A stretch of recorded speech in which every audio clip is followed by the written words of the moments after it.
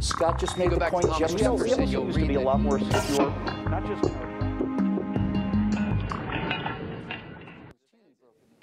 The recently departed 2014 gave us the rise of ISIS, Ebola, and a Republican majority in both houses of Congress.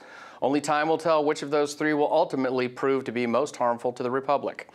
Now that 2015 is upon us, it is time for political junkies to ignore the wisdom of living in the present and focus squarely on an event that will take place in November of 2016. As we move into the seemingly never-ending presidential primary cycle that may have you wishing for Ebola to assert itself, the Republicans have a deep bench that I would say is an embarrassment of riches. The party of youthful diversity, known as the Democrats, has a cranky white grandmother and a fake Native American who says she isn't even running. So who is getting all of the negative press? Not Grandma Cranky Pants. I'm Stephen Kruiser filling in for Bill Whittle, and this is Trifecta. Joining me are your Trifecta regulars and my fellow scrapbooking camp enthusiasts, Stephen Green and Scott Ott. Gentlemen, with the world both at home and abroad in turmoil, it would seem that having a variety of choices for leader of the free world would be a positive. After the 2012 debacle, there has been a lot of talk about the overwhelming need to get behind a candidate early to minimize the damage of a bloody primary. Which brings me to my two-part question for you, Scott Ott. At this critical juncture, isn't a tug of war for the philosophical soul of the GOP exactly what the party and ultimately the country need right now? And isn't it better to have a host of voices contributing to that debate, no matter how heated it gets? It is. And I think that the problem with the Republican Party is, or at least the establishment sort of wing of the Republican Party, is that they genuinely believe that if you have a hotly contested primary season, you're going to divide the Republican electorate and make it more difficult to be strong when you come up against the Democrat in the fall. My view on this is entirely the opposite. I believe that, there's a reason why football teams scrimmage. You want to get better. You want to prepare for Friday night or Saturday afternoon. And so I think that if the Republicans have an open, civil, vibrant debate during the primary season and with as many voices as, as can get into the process, I think that's a good thing for the party. Now, I think the Republican Party should have a role during the primary season.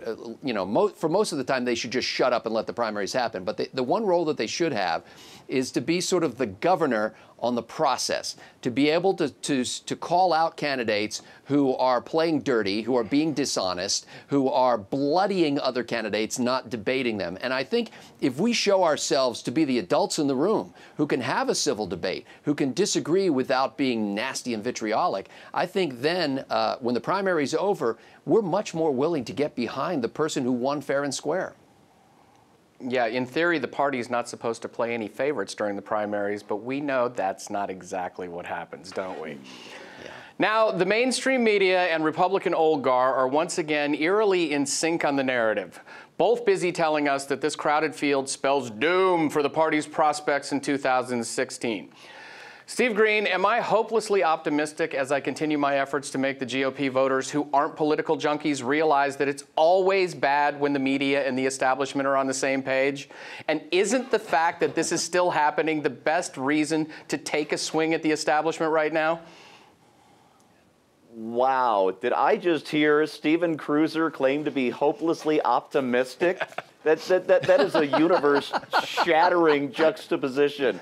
The end is nigh. That's 7 or 8 horsemen right there. Now, you know what? Yes, have this debate. I completely endorse what Scott said. I completely endorse this cynicism you have wrapped up in optimism. But, right around the time the Tea Party movement was springing up, I wrote a column for Breitbart back when they had all the different websites, so for big government.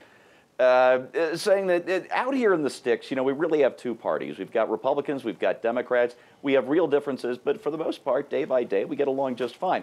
In Washington, you really have one party. It's the insider party, and it's the establishment Republicans. It is most of the Democrats. It is the mainstream media, and it's just this one giant blob that exists to do nothing but suck up our tax dollars and boss us around. And they have these huge pretend fights. Oh, it's bloodshed and flesh rending and blood spurting, but in fact, at the end of the day, you know, they're all having scotch and cigars and maniacally laughing at us poor saps out here in the sticks who think that maybe this stuff is real. I want it real. I want these guys to come out here in the sticks without interference and have a real debate so we can pick a winner.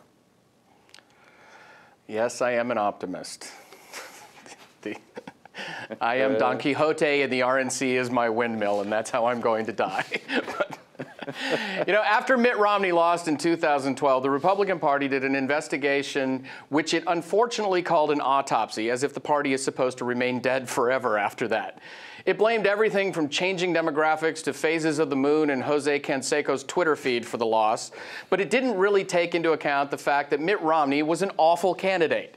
If he really is running again, he will be splitting the octogenarian harumph money in the GOP with Jeb Bush, which is going to prolong the process anyway. The autopsy did correctly identify, however, the number of debates as being a problem.